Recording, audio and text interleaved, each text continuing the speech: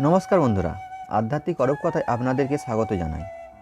অন্য দিনের মতো আজকেও একটি নতুন তথ্য কথা সম্পর্কে জানতে চলেছি। চলুন শুরু করা যাক।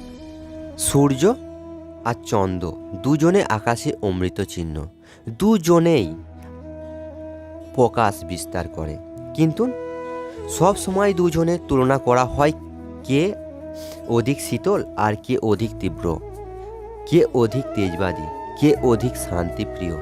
আবার এই তুলনা করলেই উচিত কাজ কখনো না এই দুজনের জন্যই প্রকাশপুঞ্জ হোক, কিন্তু এ দুজনের ভিন্ন, দুজনেই নিজের নিজের মাহাত্ম্য আছে, দুজনের নিজস্ব সময় আছে আলোকিত হওয়ার।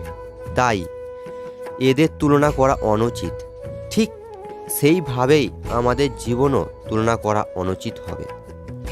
নিজের তুলনা অন্য কারো সঙ্গে তুলনা করবেন না।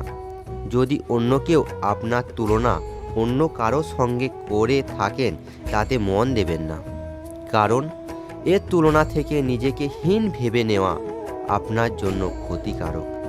এটা আপনার জন্য লাভজনক নয়। শুধু চেষ্টা করতে থাকুন, নিজেকে বিস্তার করতে থাকুন আর অপেক্ষা করুন সঠিক সময়ে, কারণ সঠিক সময় আসলে আপনি নিজের গুণ, নিজের দক্ষ অবশ্যই দেখতে পারবেন। রাধে রাধে।